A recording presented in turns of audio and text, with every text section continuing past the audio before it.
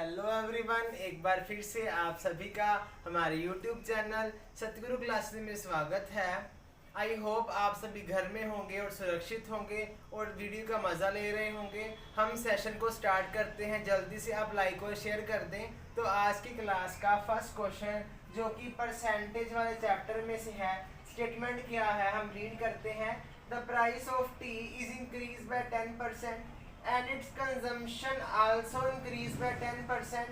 Find the new expenditure as the ratio of initial expenditure.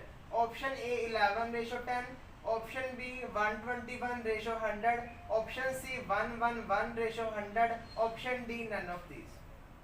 Your time starts now.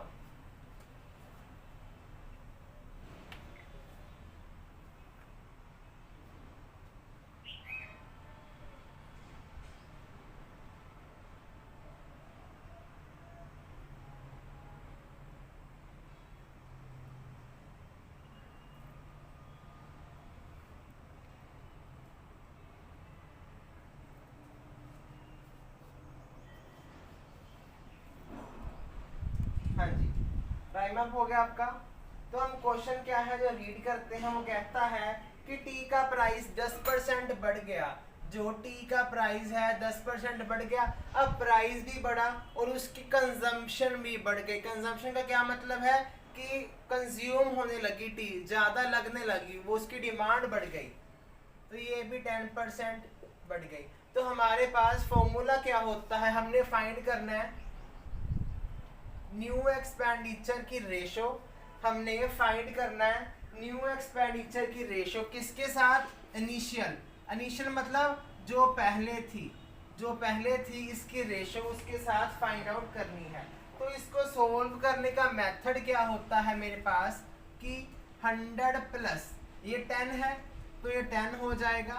इसके साथ कौन सा factor multiply होता है, यही 100 प्लस जो कंजम्पशन है बढ़ रही है तो यहाँ मैंने 10 ही लिख दिया। अगर घट जाती तो यहाँ -10 आने वाला था, डिवाइड बाय। अब ये दोनों फैक्टर हैं तो नीचे भी क्या आएगा, डबल 100 आएगा। नीचे भी क्या आएगा, डबल 100 आएगा। तो इसको इसी मेथड से हम सोल्व करते होते हैं। मैंने क्या किया, 100 प्लस 10% किया। किसका 10% किया, इसका।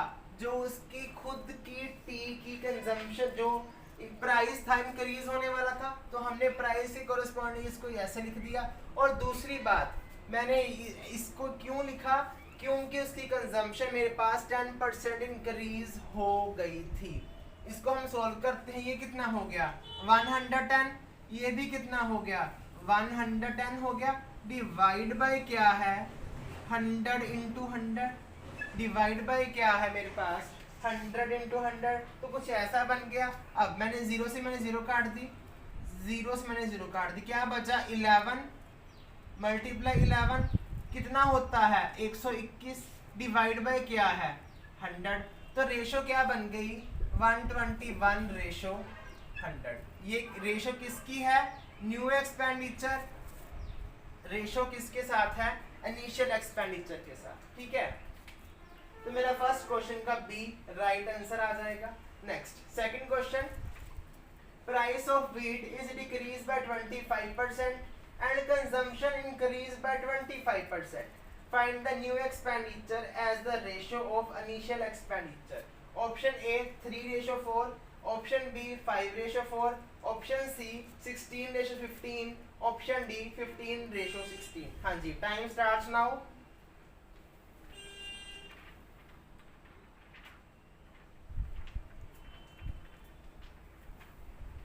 ये हमारा सेकंड क्वेश्चन है, राइट।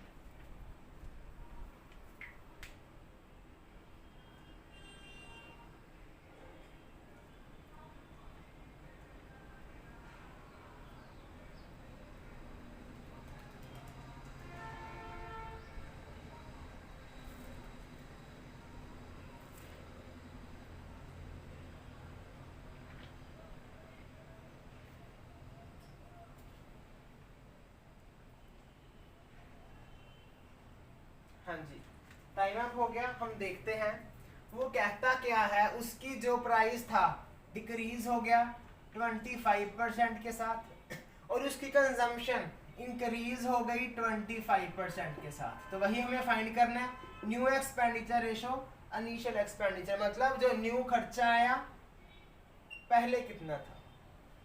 करते हैं, हाँ जी, पहले 100 माइनस 25 आएगा, उसके साथ ब्रैकेट में क्या आएगा 100 प्लस 25, ठीक है, डिवाइड बाय 100 इंटू 100। ऐसे ही हमने ये वाला किया था, यहाँ बस प्लस था क्योंकि उन्होंने इंक्रीज की बात की थी, यहाँ मैंने माइनस लिख दिया क्योंकि यहाँ पर डिक्रीज की बात वो कर रहा है। कितना आ गया 75 इंटू 125 डिवाइड बाय 100 इंटू 100, क्या बना 25 दिया 75, 25 चौका 100, ठीक है। अब ये 25 पांजा 125, 20 पांजा 100, इतना बन गया। अब आगे भी कटेगा ये, पंजू पांजा 25, 5 चौका 20, कितना आ गया 5 दिए 15, 4 चौके 16, तो रेशो क्या बन गई 15:16। रेशो क्या बन गई 15:16। अब ध्यान रखना जो न्यू एक्सपेंडिचर आया है वो कम ही होगा। क्यों कम होगा, उसकी प्राइस घट गई, उसकी प्राइस घट गई। तो मेरा सेकंड क्वेश्चन का option number D is the right answer, that is 15:16। Next third question की बात करते हैं हम। 210 liter of oil was poured into a tank and it was still 30% empty. How much oil must be poured into the tank in order to fill the tank into the brim? Option A 60 liter, option B 90 liter, option C 80 liter, option D 70 liter। हाँ जी, वो time start रहा हूँ, जल्दी से इस question को आप solve करिए और कमेंट सेक्शन में कमेंट करते रहिए। अगर अच्छा लगा वीडियो लाइक और शेयर भी करते रहें साथ साथ, ताकि बाकी स्टूडेंट्स को भी क्या हो सके, बेनिफिट हो सके।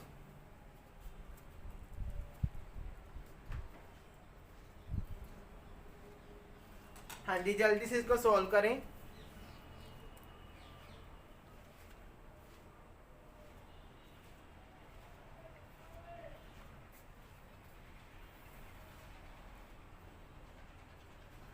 हाँ जी, वो कहता है थर्ड क्वेश्चन में कि 210 लीटर 210 लीटर जो ऑयल है ना, इतना लीटर जो ऑयल है वो 70% टैंक को भरने का काम करता है। क्योंकि वो कहता है कि 30% टैंक है वो क्या रह जाता है, 30% मेरा टैंक है जो एम्प्टी रह जाता है। तो वो कहता है कितने लीटर और मैं ऐड करूं ऑयल को कि टैंक जो है फुल भर जाए। तो पहले हमें ये पता होना चाहिए कि टैंक की कैपेसिटी कितनी है, कि टैंक कितने लीटर ऑयल को अपने बीच रख सकता है, ठीक है। तो मैं क्या करता हूं, अब ये फिल है 70%, तो 210 लीटर फिल है, तो मैं क्या करता हूं 70% of total capacity that is equal to 210, यही तो मेरे पास गिवन है। तो 70% of total capacity equal to 210, तो टैंक इक्वल टू क्या आ जाएगा 100/70, 7 या 21, कैपेसिटी कितनी आ गई 300। तो अगर 210 भर चुका है, 300 टोटल भरना है, तो मैं कितना ऐड कर दूं 90 लीटर ऐड कर दूं, मैं 90 लीटर ऐड कर दूं। तो उसने पूछा क्या था, कितने लीटर ऐड करें कि टैंक फुल भर जाए। कितने लीटर ऐड करूंगा मैं 90 लीटर ही ऐड करूंगा। किस में ऐड करूंगा, जितना भरा हुआ है, दैट इज 210। तो ऑप्शन सी मेरा राइट आंसर आ जाएगा इस क्वेश्चन का, ठीक है। सॉरी, ऑप्शन बी 90 लीटर आ जाएगा मेरे पास राइट आंसर, ठीक है। तो इस क्वेश्चन को हमने इस मेथड से ही सॉल्व करना था, जो कि हमने कर लिया। इतना क्लियर हो गया, ठीक है। अब इसके बाद हम इसके नेक्स्ट क्वेश्चन पर मूव करते हैं। हाँ जी, नेक्स्ट क्वेश्चन कहता क्या है, स्टेटमेंट हम पहले पढ़ लेते हैं, आपकी स्क्रीन पर शो भी हो रहा है, ठीक है।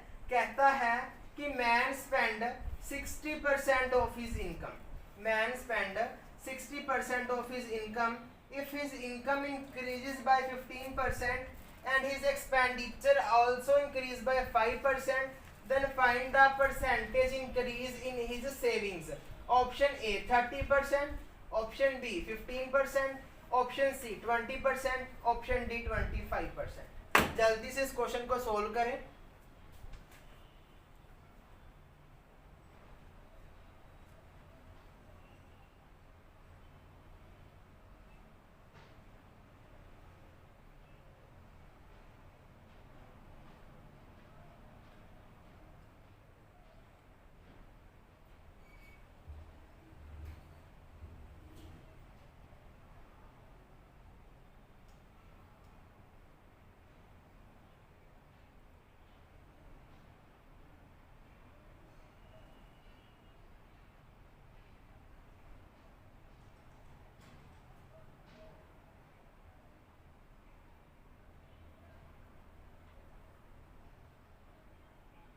हाँ जी, टाइम अप हो गया। अब हम पहले स्टेटमेंट पढ़ते हैं। Man spend 60% of his income. Man क्या करता है, अपनी इनकम का 60% स्पेंड कर देता है। हमने लिख लिया, तो बचा कितना, 40% बच गया, उसकी इनकम का 40% बच गया। अब if his income increase by 15%, if his income increase by 15% and his expenditure also increase by 5%। अब ध्यान से देखो, अगर मैं टोटल इनकम x को 100 सपोज कर लूं, 100 लेट कर लूं, मान लूं, ठीक है, तो कितनी स्पेंड करेगा वो, 60 स्पेंड कर देगा, तो वो 60 स्पेंड कर देगा, ठीक है। तो उसके पास बचेगी कितनी, उसके पास बचेगी कितनी, 40 बचेगी। मैंने क्या किया, उसकी इनकम को 100 सपोज कर लिया, ठीक है। तो अगर मैं बात करूं, उसने स्पेंड, खर्चा कितना हुआ उसका, 60% हुआ, तो 60 ही हो गया, इतना क्लियर है। अब बचा कितना, उसकी सेविंग, सेविंग कितनी हुई उसकी, 40 रुपीज, ठीक है। अब वो कहता है अगर उसकी इनकम 15% इंक्रीज हो जाए, ये तो था फर्स्ट पार्ट। अब वो कहता है उसकी इनकम इंक्रीज होगी 15%, तो मेरे पास कितना आ जाएगा, पहले 100 थी, अब मैंने 100 का 15% इंक्रीज करना है, मतलब 15 हो गया, तो 15 इंक्रीज हो गई, तो उसकी इनकम हो कितनी गई, 115 हो गई। अब दूसरी बात वो कहता है उसका एक्सपेंडिचर इंक्रीज हो गया 5%, मतलब खर्चा, पहले उसका खर्चा कितना था, 60 था, अब उसका एक्सपेंडिचर, ये भी एक्सपेंडिचर ही होता है, अब उसका खर्चा मतलब स्पेंड कितना हो गया, वो 5% बढ़ गया, मतलब 60 का 105% कर देंगे हम। इतना क्लियर है, क्योंकि 60 तो खुद ही अपने आप में 100% है, उसका मैंने 5% बढ़ा दी, तो मैंने ऐसा लिख दिया, तो मैंने ऐसा लिख दिया।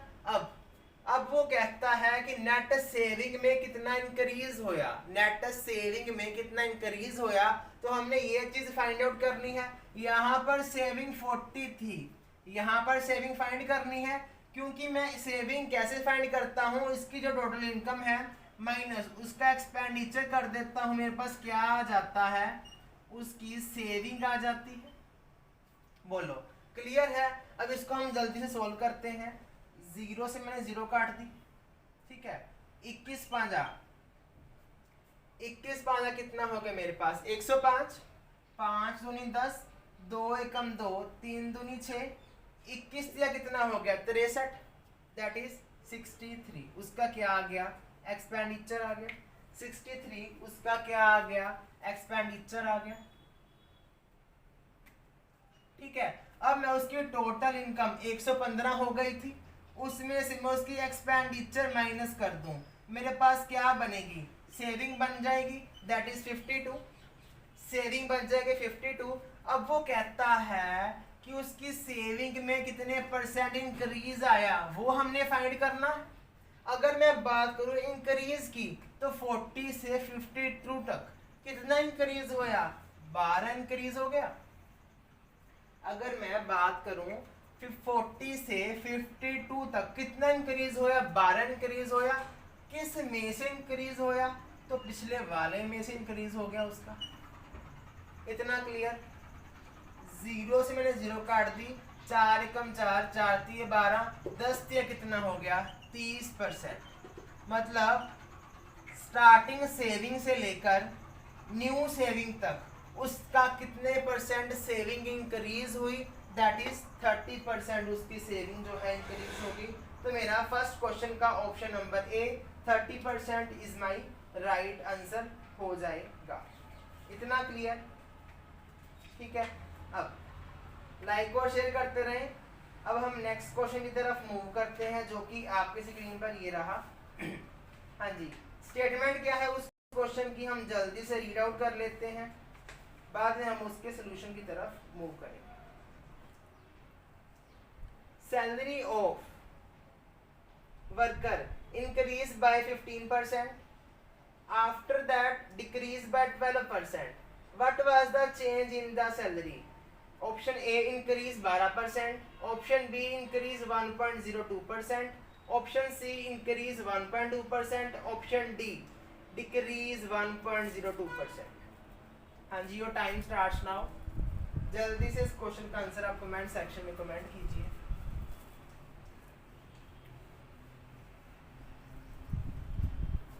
That is our fifth question.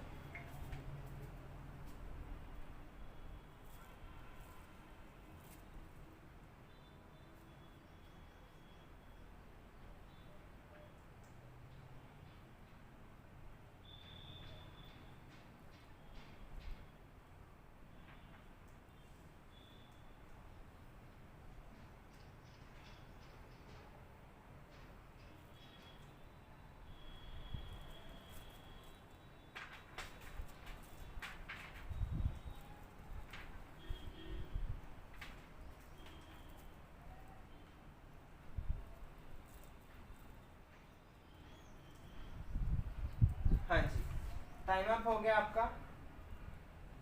कहता क्या है कि वर्कर की सैलरी 15% इंक्रीज हो रही है, बाद में वो 12% इंक्रीज हो रही है। वो फाइंड करने को कहता है कि टोटल चेंज कितना आया सैलरी में। तो हमने किया था, कल ही किया है कि 15 लिख दिया, 12 लिख दिया, इन दोनों को क्या कर दिया? मल्टीप्लाई, डिवाइड बाय क्या कर दिया? 100। यहाँ प्लस है, प्लस लिख दिया, यहाँ माइनस है, माइनस लिख दिया। अब यहाँ प्लस यहाँ माइनस, निशान मल्टीप्लाई का, तो माइनस हो जाएगा।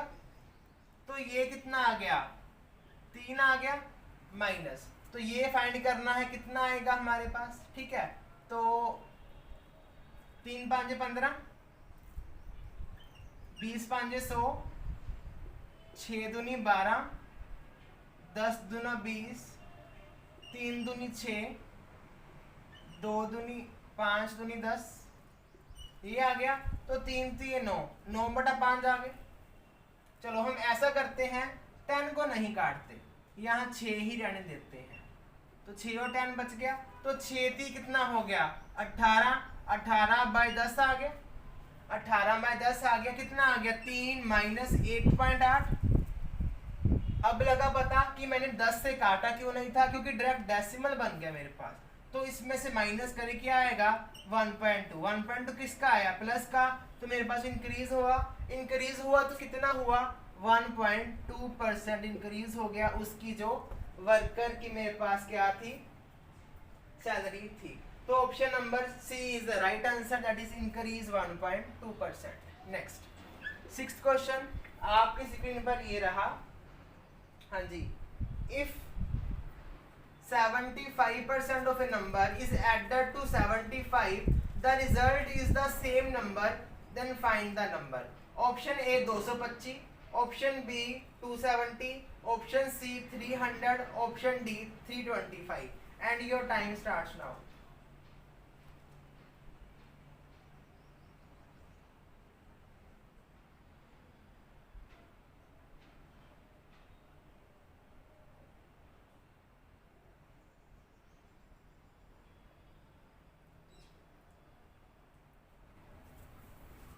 जी, तो 6 क्वेश्चन क्या कहता है कि किसी नंबर का 70% कर दूं, मैं किसी नंबर का 75% कर दूं, उसमें 75 ही ऐड कर दूं, वो नंबर मेरे पास खुद ही बन जाएगा, वो नंबर मेरे पास खुद ही बन जाएगा।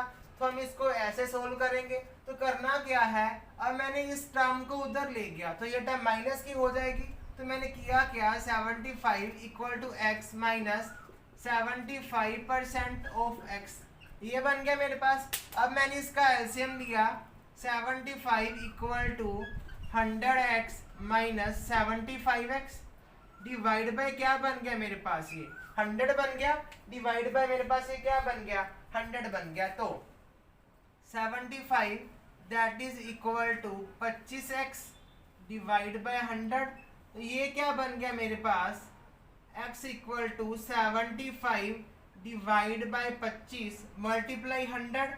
क्यों, यहाँ 25 मल्टीप्लाई में था, इधर डिवाइड, यहाँ 100 डिवाइड में था, इधर आके मल्टीप्लाई, 25 एकम 25, 25 या 75, 100 दिया, कितना हो गया 300। तो मेरे पास आंसर क्या आ गया 300। इसका क्या मतलब हुआ कि अगर मैं किसी नंबर के 75% में उसी नंबर का 25% ऐड कर दूं, वो नंबर खुद ही बन जाएगा, वो नंबर खुद ही बन जाएगा। क्यों, क्योंकि 75 है जो मेरे पास 300 का 25% है, जो मेरे पास 75 है ना, उसी नंबर का 25% ऐड है मेरे पास, राइट। इतना क्लियर हो गया, ठीक है। तो मेरे पास 6th क्वेश्चन का option number B right answer हो जाएगा, ऑप्शन नंबर बी, ठीक है। तो हम नेक्स्ट क्वेश्चन की तरफ मूव करते हैं। स्टेटमेंट क्या है नेक्स्ट क्वेश्चन की, हम जल्दी से इसको रीड आउट कर लेते हैं। हाँ जी, if the annual increase in population of town is 4% and present population is 17575, what was the 3 years ago?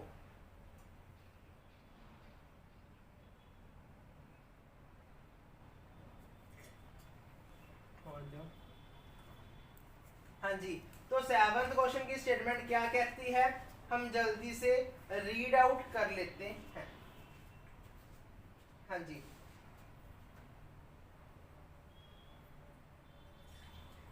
if 50% of p minus q that is equal to 30% of p plus q and q is equal to x% of p, then find the value of x. Option A 30, option B 25, option C 20, option D 50। हाँ जी, जल्दी से comment section के में इसका answer comment कीजिए जो इसका right answer बनेगा,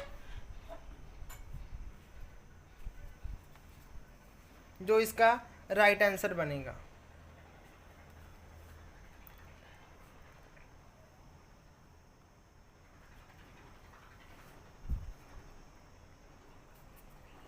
हाँ जी,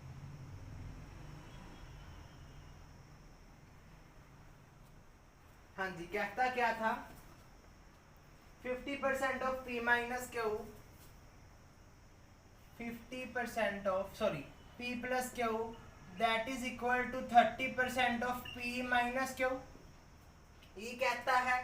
अब दूसरी बात वो कहता है q is equal to x% of p, q is equal to x% of p। तो हमने फाइंड आउट क्या करना है, यहाँ पर x की वैल्यू कितनी होगी, वो 30 होगी, 25 होगी, 20 होगी या 50 होगी, ठीक है। यहाँ पर माइनस ही है, यहाँ पर प्लस, ठीक है। तो हमने इसको सोल्व करना है।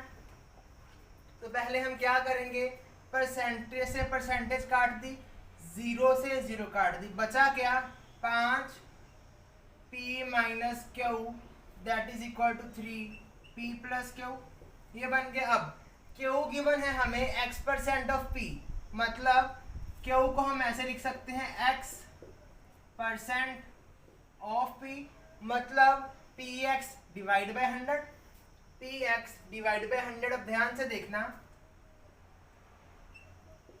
px divide by 100, px divide by 100, इतना क्लियर हो गया? जैसे बोला वैसे लिखा मैंने। अब ऊपर वाली स्टेटमेंट को हम इरेज कर देते हैं, ठीक है। देखते हैं मेरे पास क्या बनता है। हाँ जी, तो यहां से मैंने p कॉमन ले लिया, 500 पहले ही है, 1 minus x divide by 100 plus equal to, यहाँ 3 पहले से ही है, p भी कॉमन ले लिया, बचा क्या, 1 प्लस एक्स डिवाइड बाय 100। बोलो इतना क्लियर हो गया कि मैंने किया क्या, p को कॉमन ले लिया, अब p से p फर्दर कट गया, p से p फर्दर कट गया, आगे हम क्या करेंगे, हमने अल्टीमेटली x की वैल्यू फाइंड करनी है, ठीक है। तो यहां पर एलसीएम लिया 100 आएगा,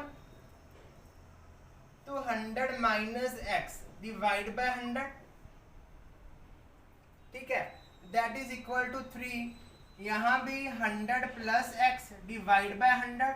बोलो इतना क्लियर हो गया?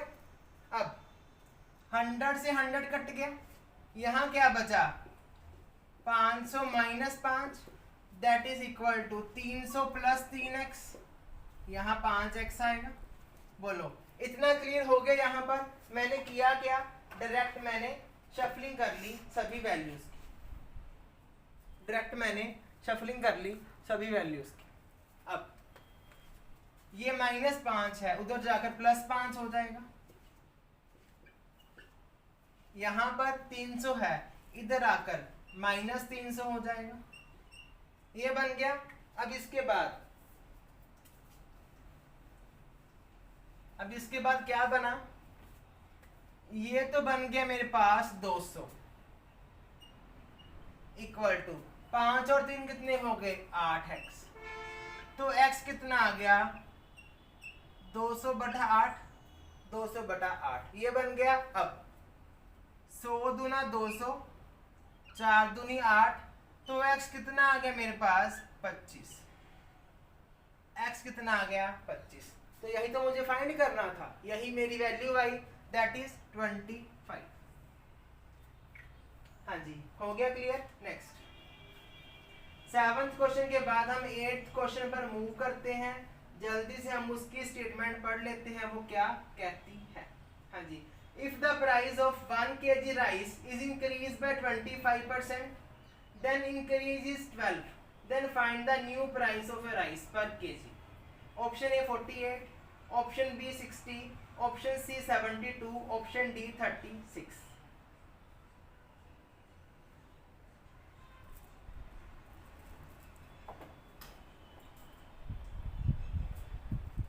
हाँ जी, जल्दी से 8th क्वेश्चन का आंसर आप कमेंट सेक्शन में कमेंट कर सकते हैं, देन हम इसके बाद नेक्स्ट क्वेश्चन की तरफ मूव करेंगे। हाँ जी, वो कहता क्या है कि 25% ऑफ x इक्वल टू 12 है मेरे पास, क्योंकि उसका जो 12 है इंक्रीज हुआ है रेट, ठीक है। तो हमने यहाँ पहले x की वैल्यू फाइंड करनी है, अगर मैं उसमें 12 ऐड कर दूंगा तो मेरे पास बढ़ा हुआ प्राइस आ जाएगा, मेरे पास क्या आ जाएगा, उसका न्यू प्राइस आ जाएगा। हम ऐसा बोल सकते हैं, पहले हम इसका ओरिजिनल प्राइस फाइंड कर लें, ठीक है। ये क्या बन गया, 25/100 multiply x that is equal to 12। 25 एकम 25, 25 चौका 100, मेरे पास बना क्या, x/4 equal to 12, x/4 equal to 12। और 12 की वैल्यू क्या आ जाएगी, यहाँ से 12 की वैल्यू क्या आ जाएगी, 12 चौका 48 आ गई। अब ये मेरे पास आया ओरिजिनल प्राइस, हमने फाइंड कौन सा करना है, न्यू प्राइस। तो मैं 48 में 12 ऐड कर दूं, क्या आ जाएगा, 60। तो ये मेरा क्या आ जाएगा, new price. Next 9th question की अगर मैं बात करूं, स्टेटमेंट क्या है उसकी हम रीड जल्दी से कर लेते हैं। हाँ जी, 9th question, two numbers respectively 168% and 26% more than the third number, what percent is the second of the first. Option A 75%, option B 72%, option C 85%, option D 78%। जल्दी से कमेंट सेक्शन में कमेंट करिए इस क्वेश्चन का answer.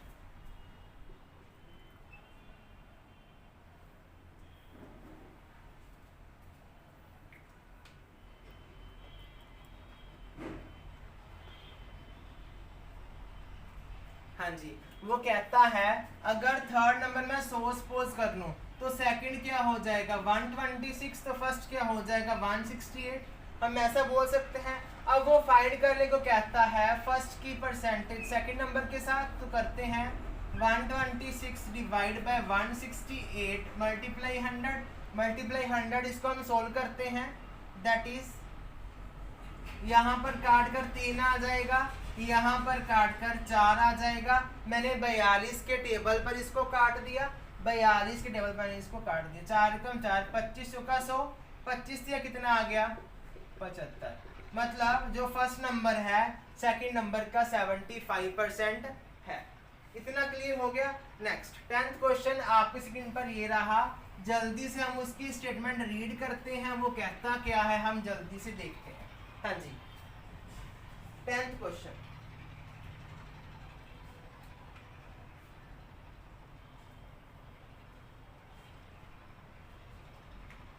if A's salary is 5% less than that of the B, how much percent B is salary more than A?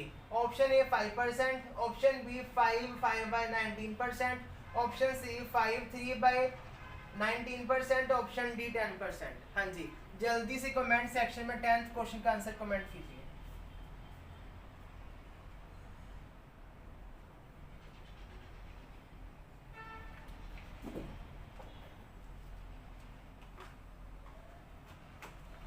हाँ जी time up हो गया।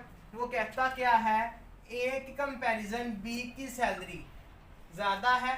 अगर मैं बी की सैलरी 100 सपोज कर लूं तो ए की सैलरी 105 हो जाएगी। क्यों हो जाएगी? वो कहता है कि जो बी की सैलरी है ज्यादा है, या फिर मैं ऐसा बोल दूं ए की सैलरी 5% कम है, 5% कम है। ठीक है, तो यहाँ पर अगर मैं बात करूं कितनी ज्यादा है बी की, या मैं ऐसा बोल दूं कि सॉरी यहाँ 95 आएगा। ठीक है, तो कम की बात की गई है 95 आएगा यहाँ पर। तो अगर मैं बात करूं बी कितनी ज्यादा है, 5 ज्यादा है। किससे ज्यादा है? ए की कंपैरिजन में ज्यादा है, तो ऐसा हो जाएगा, ऐसा हो जाएगा मेरे पास। तो मल्टीप्लाई में क्या कर दूं 100 कर दूं। ठीक है, 5 एकम 5 19 5 95, तो आंसर क्या आ गया मेरे पास 100 बटा 19%। इसको हम ऐसा भी लिख सकते हैं 19 5 95 5, तो मेरे इसका बी ऑप्शन राइट आंसर आ जाएगा। That is 5 by 19%। ठीक है, तो आज का सेशन इतना ही था। वीडियो को लाइक शेयर और कमेंट कर देना। आई होप आपको मजा आया होगा इन क्वेश्चन में। बेस्ट क्वेश्चन थे, मोस्ट एक्सपेक्टेड क्वेश्चन थे पंजाब पुलिस में आने वाले। ठीक है, थैंक यू वेरी मच।